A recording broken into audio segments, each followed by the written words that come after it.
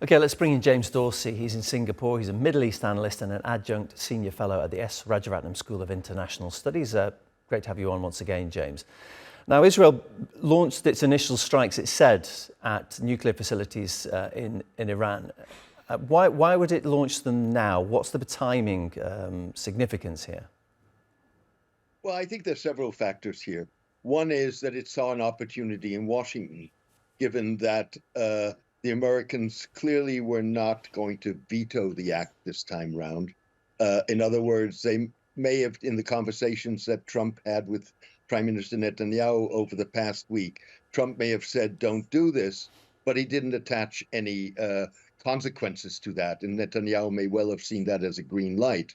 In addition to that, Israel does not want a negotiated resolution of the nuclear program. It wants destruction of the nuclear program. And so that's a second goal. The third goal, I think, was this came on the eve of a conference organized by France and Saudi Arabia under the auspices of the United Nations to revive the thinking and the push for a two-state solution of the Palestinian conflict, something Netanyahu certainly does not want. Does Israel have a free hand here to attack Iran? Because if you listen to many global leaders, they've said that Iran should not be allowed to have nuclear weapons. There's very little condemnation coming from a lot of international leaders about this. Is there going to be much pressure for Israel to back down in escalating the conflict? Look, I think there's a universal agreement that Iran should not have nuclear weapons. And Iran has not, as itself said, it does not want nuclear weapons. I think you've got to keep in mind how Iran got to 60% enrichment. It got there by, first of all, Trump withdrawing from the 2015 international agreement, Iran then abiding by that agreement for a year, and then gradually abandoning the agreement, including increasing enrichment. And it was doing so to increase leverage on the United States to return to the 2015 agreement. It's, as far as I'm concerned, a political spin to assert that this was primarily designed to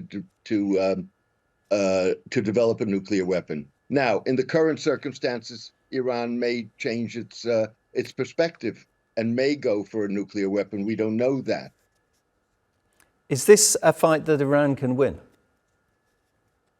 I don't think it's a fight that Iran can win, but I think what's very important, coming back to what your correspondents in Jerusalem and Tehran said, it was very important for Iran to show and demonstrate, as it has, probably to the Israeli surprise, that it has the cohesion and the resilience to respond after the kind of attack that we saw on Friday, the 13th of June, when the parts of the military command were taken out, when major strikes at ballistic missiles, nuclear facilities, and other facilities in Iran were successfully achieved.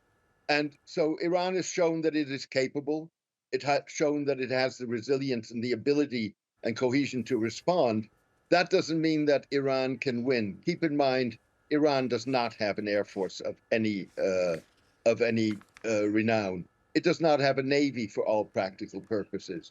The backbone of its defense strategy are ballistic missiles, and it has one of the largest ballistic missile, if not the largest ballistic missile arsenal in the Middle East. And it has, of course, asymmetric warfare. James, appreciate your input. James Dorsey, Middle East analyst, my guest. My pleasure. Thank you for having me.